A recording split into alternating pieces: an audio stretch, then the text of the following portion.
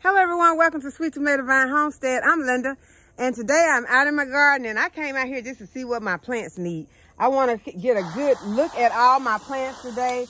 I can see that some of them are needing some water.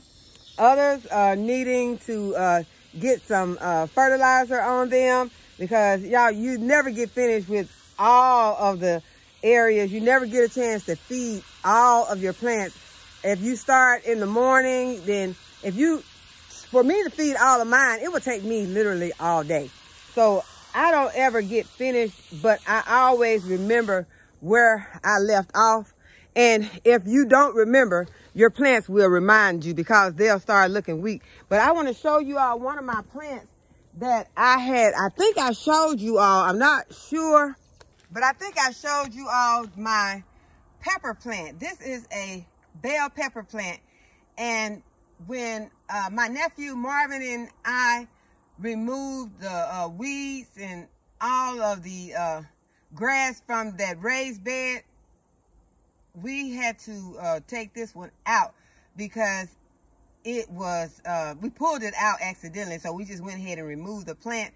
And so now the plant is looking good, but it had initially gone into shock. I mean, it looked really bad at first, and I wasn't sure that it was going to make it. So it is doing really, really good right now.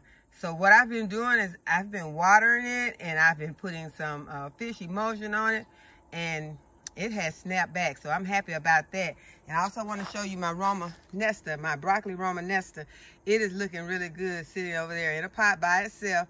And also my globe artichoke is looking really good. And yeah, y'all, I still have a few tomato plants that are still in the pot. I even put some of that bloom on here. What is it called? I never can remember. The more bloom. I put more bloom on here. So I'm going to give you the opportunity to see if it's going to do anything, because as you can see, this plant looks awesome. All the way down, it looks really good. So it's, you know, it's a keeper for right now. And then this bell pepper is looking really good. So some plants kind of snap back at the end of the seasons, where others will just go ahead and fade out. But this globe artichoke is looking really good to me right now. So this is my first time. I've never grown one of these before. So this is kind of trial and error. I'm just going to see how it goes. But it's supposed to also be a perennial. So I am going to just take good care of it as I can. But at the beginning of the season, it looked horrible. Matter of fact, it has just started to look better. So we're going to, you know, try to work with that. And then we got this pepper over here that is really looking good. It is holding on. And so when you have plants like that that are holding on, you want to go ahead and you want to try to keep them as long as you possibly can. As well as this pepper right here, it looks good still. I showed you all this tomato plant, and right now it is so loaded with tomatoes that I could not bring myself to take it out. It is wrapped in with a San Marzano. And so yeah, y'all, I got another one right here that I am keeping for a while, and I'm kind of you know, straddle the fence about it, because it is really big in this bed, but it is loaded with tomatoes. So I remember one year that I had one like this, and it was in a small pot, and at the end of the season it was so loaded with tomatoes. But y'all, I got about 10 green tomato relish jars canned off of that plant. So this plant reminds me of that plant. So that is why this plant is still in there. Here is another tomato plant that still has a lot of tomatoes on it. It does not look as good as the other plants, but it is still loaded. The only thing about this plant, and the reason that it is not taken out, is just because I just ran out of time. So I'm not trying to keep this plant in here. I'm just busy, and because it don't look that great, but it does have a lot of tomatoes on it. But when I get I'll probably do it tomorrow, because this one needs to come out, and this one needs to come out really bad. And I've been showing you all this one and telling you that I'm going to take it out. It's just I get distracted with other things, and I just did not get around to it. But I am so happy with this Swiss chard that I just have to show it to y'all in every video. I am so happy with it. I want to just get some of these leaves off of it right now. Showed you all the spinach yesterday, but I just got to show it to you again because it's looking so good. But let's go over here and look at these radishes. Okay, you all know I told you the radishes can come ready to harvest in like 30 days. So you know if they're going to be ready to harvest in like 30 days, then they have to go ahead and germinate really fast. So as you can see, we do have germination right here on these radishes. So I'm going to go ahead, I'm going to get some water on those because they're looking really good. Okay, and this is the butter crunch lettuce that I planted a few days ago. I'm going to go ahead and get it watered in. But I want to talk to you all about emergency food and ask you all the question, do you have emergency food? Now, emergency food is different from the food that you have on your pantry that you say you bought on payday, and this is to last you and your family throughout the week. Emergency food is the food that you have somewhere. It can be in your pantry if you have a large pantry. It can be in another room. It can be somewhere that you can keep some food that you are not going to be eating on every day. It is what it is called, emergency food. It is for an event or in case of an emergency. And an emergency could be a lot of things. It could be someone lost their job and going to be out of work for a month, or someone is ill and don't have any disability insurance, and they're going to have to live off of the last paycheck that they received from their job. It could be a catastrophic event. It could be any of those, but it is going to be an event that is going to call for you to need to have some food put aside for you and your family that you can go in and you can get and you can eat off of, and you will not have to be strained or worried about going to the store or begging for food. If you answer yes, that you do have emergency food, that is great. If you do not have any emergency food for you and your family, then now is the time to start putting some emergency food back for you and your family. And you might say, well, I don't have any extra money to get emergency food. You can start a garden. Right now, we're all starting fall gardens. A lot of the food that you grow in the fall can be stored, like your sweet potatoes, your greens. You can put your greens in the freezer. Your broccoli, rutabagas, all of that can go in the freezer, or you can. But I just want you to start thinking about putting aside some emergency food, because I know sometimes people have jobs and those jobs are paying really good, and you want to believe that that job is always going to be there and that you're always going to have that money to just go to the grocery store and get whatever it is that you want. And I hope that that is the case, that you'll always have that job and the money to get what you want and what you need. But just in case something happens, temporary event causes you to not be able to go to the store and get the food that you are used to getting for you and your family, what will you do?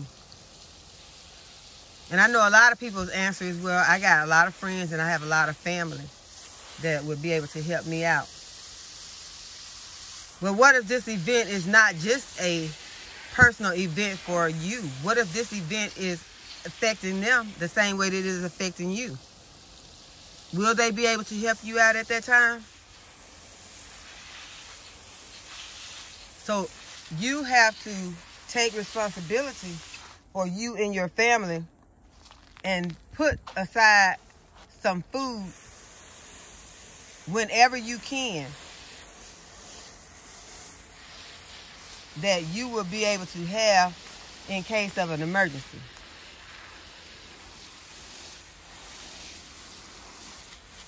And do your research to find out what are some of the foods that will store long term. Because a lot of foods will not store for a long term. But do remember to take into consideration the foods that you and your family like to eat. You don't want to go and buy a lot of things and put them on the shelf that you know that your children are not going to eat. Although sometimes desperate times will call for desperate measures, and people will think that they don't like a certain thing, but if they get to the point where they don't have the things that they like, they will rather eat what they don't like rather than to not have anything to eat at all. So we can't always say they will not eat it, because in some cases they will eat it. But it is something to take into consideration when you are starting your emergency food storage. So that is what I want you to keep in mind. It's not nothing to try and scare anyone, because we want to enjoy things while things are good and hope that they always will continue to be good. But just in case, of an emergency, I would just like to see everyone be able to have their own emergency food for them and their families.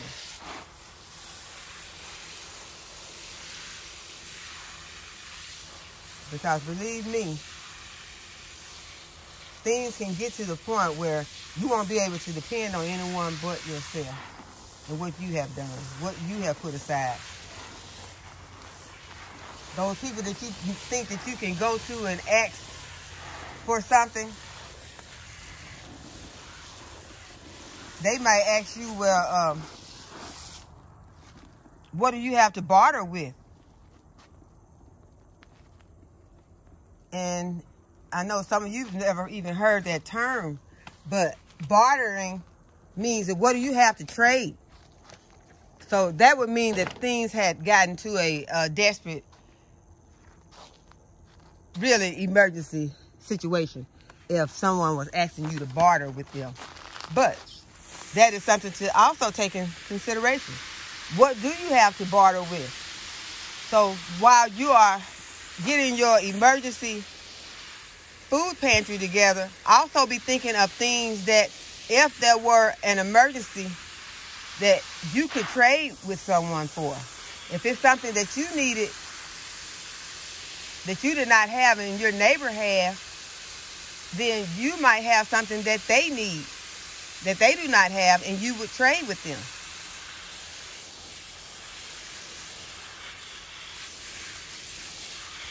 So that is just something I just want to put on you all's mind. For some of you all who may never think about it, I know a lot of people at these times that we have been recently dealing with, a lot of people have really changed from just worrying about food for today and tomorrow and started thinking about food for way, way ahead. So that's good. But for our friends and our families who are not thinking like that, it's time for us to change their minds and to get them to thinking the way that we do. To know that you're going to need extra water. It's not enough to have one case of water. I've heard of incidents where, there's been cases where the water had to be purified for a while, maybe a few days or a week. But what if something happened where it had to be purified for longer, where your water was undrinkable? So you want to have some extra bottles of water on your storage shelf that you would be able to drink and your family would be able to drink. And then you would also want to have something that, in case you did have to sterilize your water, you want to know how to sterilize your water. What would I do? How would I sterilize my water? If there was an emergency and I got caught without extra water, how would I sterilize my water? You need to research all of these things. Just start thinking a little differently. I'm not trying to scare anyone, but I just want you to start thinking a little differently for the sake of you and your family. Some other things you might want to take into consideration are your medications, first aid kit, things that you need and things you need for your children, Pampers, diapers,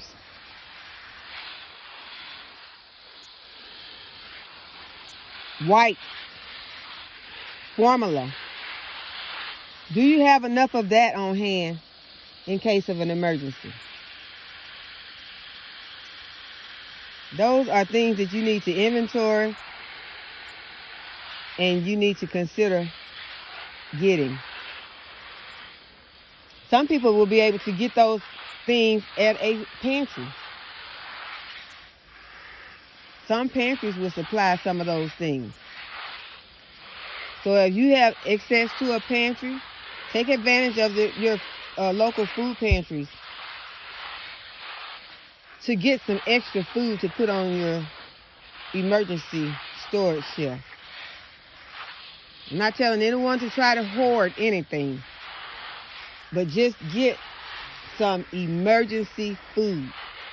Trying to prepare for an emergency is not hoarding. Looking out for your family is not hoarding.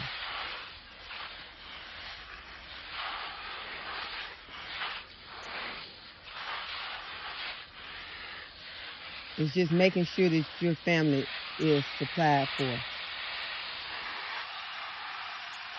Y'all, while you're watering your plants, don't do like I just caught myself doing, just watering overhead on these plants. Water those larger plants at the base.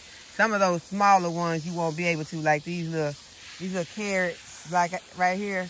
I'm not gonna be able to really water those at the base that well. But some of these larger plants I can, and I caught myself just overhead watering them because I was talking and not paying attention. But do your best to water the base of the plant. This is my Moringa tree right here. This is not even the tallest one. And y'all, this Moringa's only been in there for some, like, I think 8 to 10 months, somewhere in that range. And this is the tallest one. It is amazing how fast they grow, how tall they can get. You can't hardly see how tall it is because of the weeping willow, but it's up there. You may be able to see it. But I know you all can see that the sun is going down. And the reason that I am out here when the sun is going down, because all day I have been inside and I have been getting together a emergency pantry. Y'all, I done knocked over my fish emulsion. I got some fish emulsion coming this week, but that don't mean I want to waste the one I got. Y'all, for whoever loves to get the fish emulsion, right now Amazon has the fish emulsion for $20. And y'all, believe me, I am going to find a way to scrape that fish emulsion up and put it into two of these jugs. That's why I need some more jugs, y'all. I've been running around to these Dollar Generals trying to get some more of these watering cans, but for some reason, they want to keep the watering cans at regular price right now. They're eventually going to go down, but why don't just go ahead and put them down and save us all some trouble? Save me some running around. Go ahead and get these watered in real good. These are our radishes, and they have never had any fish emulsion, so I'm going to go ahead and I'm going to give them some fish emulsion. Yeah, I don't know what time of day it is. I know it's late in the evening, but yeah, I did not know that it was gonna get dark so quick. It can't be more than 6, and it is already getting dark out here. Yeah, that fishy emulsion smells horrible, but that's some good stuff. The plants love it.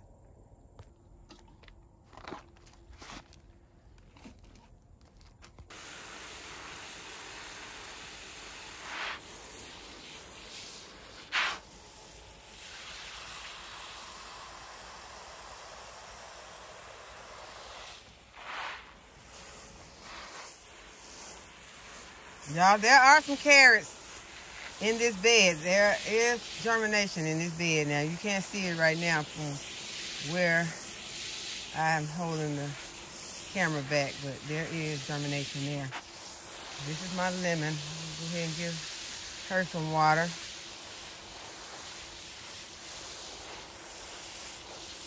Y'all, I am really going to try to get this garden cleaned up before we start having rain. We have not been having any rain this week so far.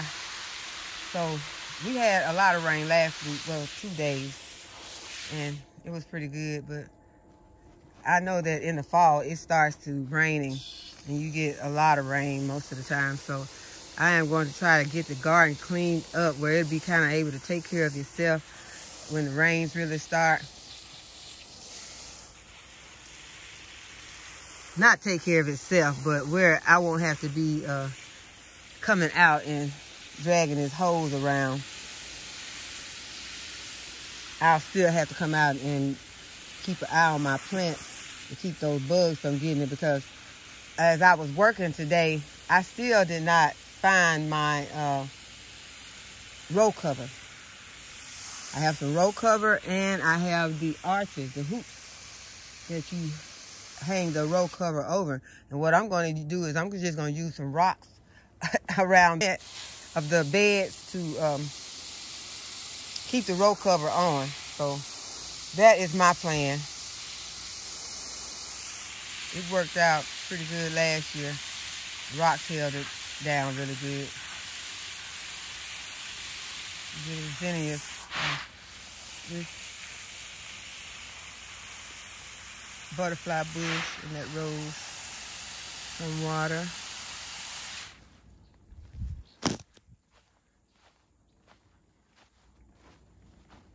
Yeah, it's still,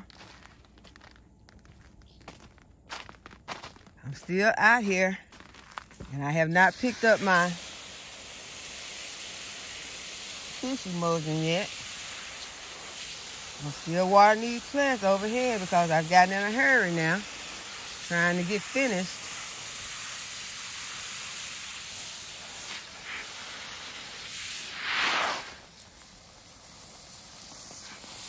Go ahead and give this tree some water. It's standing up nice and straight now. This gala apple standing nice and straight. Haven't stood straight the whole season. It's been leaning on the fence.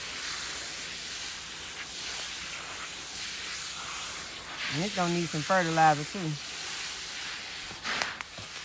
And if I don't hurry and pick that fish emulsion up, it's gonna be laying on the ground all night.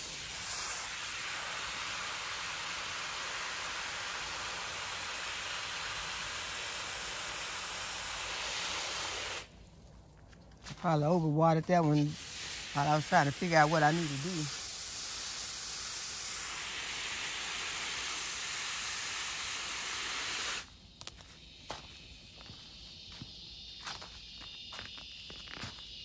Yeah, that's the loofah. It closes up at night.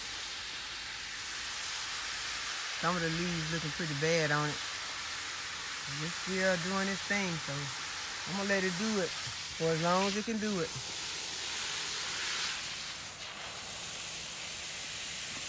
I need to get over here. That's my muscadine right here. It's looking really good. It's growing all over the place. It just decided to just spread its wings. So next season, growing season for this muscadine and these grapes, I plan to have them growing up on the trellis. and preferably a cattle pattern. Cause y'all, I told y'all it's been impossible for me to get a cattle pattern. It's like cattle pattern and I are not compatible because I have not been able to get cattle pattern ball here, and I've been trying to get it for I know 4 years.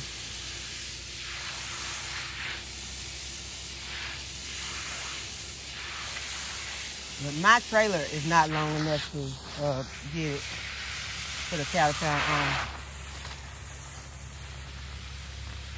So I am going to have to figure out how to get it. I do not want to go and get it cut, because if you get it cut, that defeats the purpose. I want the whole long cattle pattern. And I did not plant anything in these buckets yet, so I'm just watering them for nothing. But this plant right here, tomorrow, we will be taking this plant out. That is that blueberry. We are taking that blueberry out and we're putting it in its own container, a large container, so that it can bush out and look like these blueberries. Because these blueberries were looking just like this blueberry until I took them out and put them into that large barrel. I'm just going to call it the barrel from now on. Y'all know what I used to call it. I put it in that barrel, and now it is looking, they're looking much better. Both of them are. So we're going to do that with this one. And I'm going to get this plant right here watered. I don't think I'm going to go out there with them sweet potatoes tonight, because it is night. Y'all know I don't be out here like this. Yeah, the fish emulsion is probably about to be on the ground, because I never figured out how I was going to get it up. So tomorrow, I will be out here with a scoop of some sort, picking that fish emulsion up and putting it into some containers. Because that's a lot of fish emulsion, so that's going to take at least, I'm going to have to do it about at least 5 times. So that'll be some fertilizing for some of my plants. But you all see, I'm kind of overhead watering this plant again because I'm talking. So y'all, I am going to call it a wrap. So I hope that you all enjoyed the video, and give it a thumbs up and subscribe to the channel. Go ahead and hit the notification so you'll be notified when I upload again. And as always, thank you all for watching. I'll see you in the next video.